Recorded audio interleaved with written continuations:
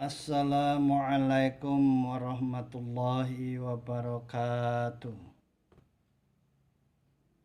Alhamdulillah wa syukrulillah wala khawla wala quwwata illa billah.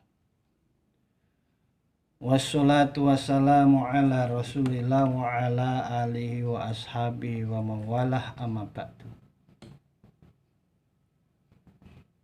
Saudaraku, para pendengar penyejuk hati yang dirahmati Allah, pada kesempatan tausiah ini saya akan sampaikan tema tentang kemudahan di balik kesulitan.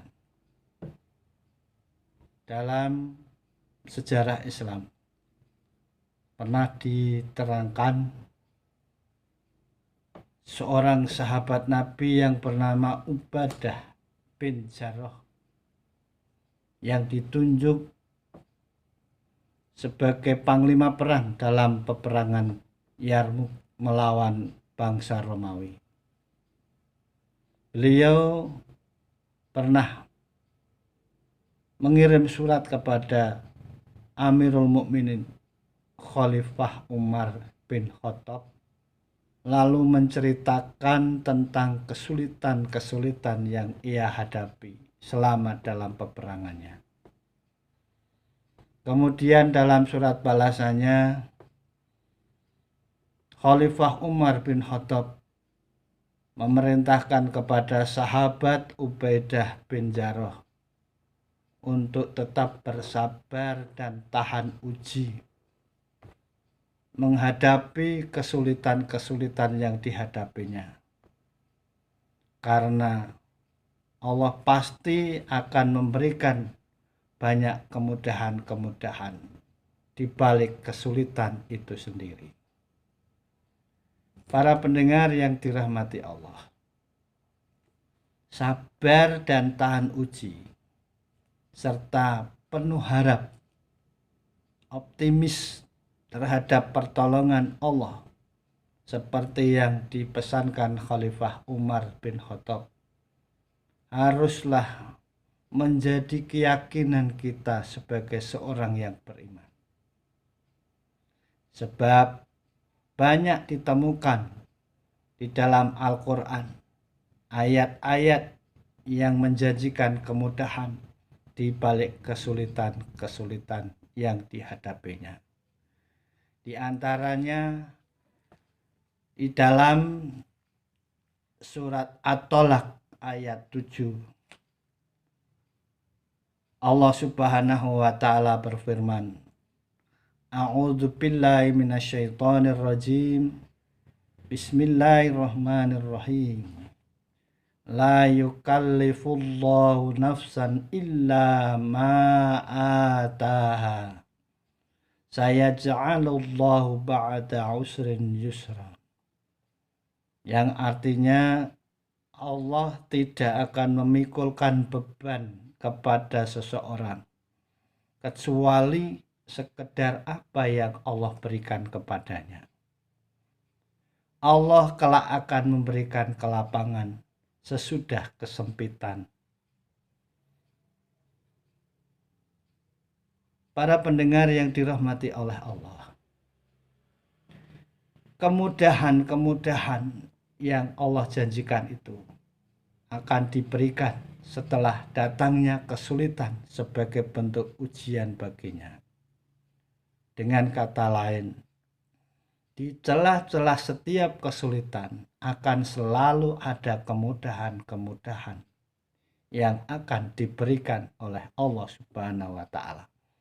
Seperti disebutkan dalam surat Al-Insyirah ayat 5 dan 6. Fa inna ma'al usri yusran, inna ma'al usri yusran. Karena sesungguhnya bersama kesulitan itu ada kemudahan. Sesungguhnya bersama kesulitan itu ada kemudahan. Jadi dengan demikian, kemudahan itu tentu saja tidak akan datang secara cuma-cuma.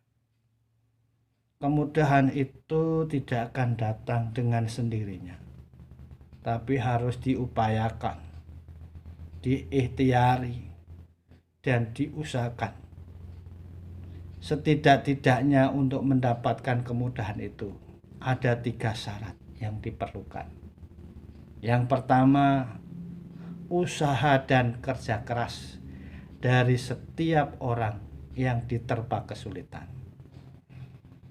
Yang kedua, sabar dan tahan uji dalam mengatasi dan menanggulangi kesulitan itu sendiri. Dan yang ketiga, penuh harap dan optimistik bahwa kesulitan itu akan segera berlalu. Para pendengar yang dirahmati Allah, dalam hadis yang bersumber dari Abu Hurairah dikatakan bahwa pertolongan Allah pasti datang sebesar bantuan yang diperlukan. Nazalal ma'unah alal qadril ma'unah. Dan juga kesabaran pun akan datang sebesar musibah yang menimpanya. Nazala sobro ala qadril musibah. Maka sejalan dengan hadis ini, Imam Syafi'i rahimahullah pernah memberikan satu nasihat kepada kita. Barang siapa yang meyakini kebesaran Allah, ia tidak akan ditimpa kehinaan. Dan barang siapa yang menyandarkan harapan-harapannya kepada Allah, pastilah harapan itu akan menjadi kenyataan.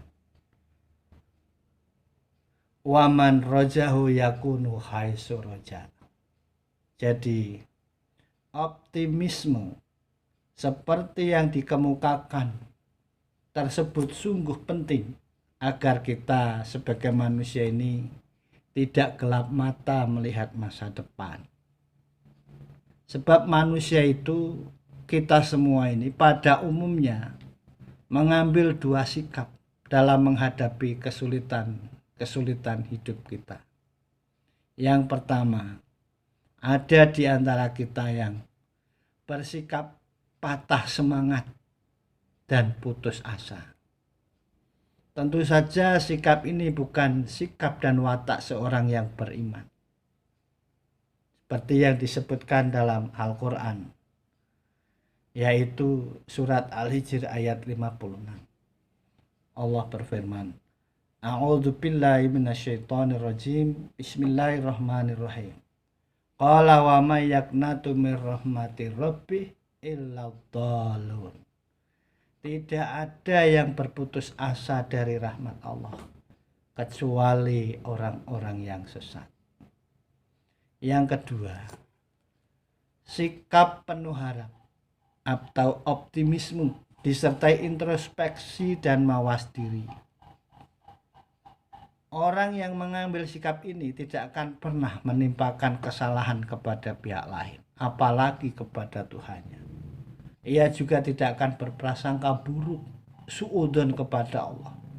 Meskipun doa yang setiap saat dipanjatkannya belum juga terkabulkan. Ia justru akan mengevaluasi diri kalau perjuangan dan doa yang dilakukan belum optimal. Jadi soal doa ini barangkali perlu kita simak nasihat seorang pujangga.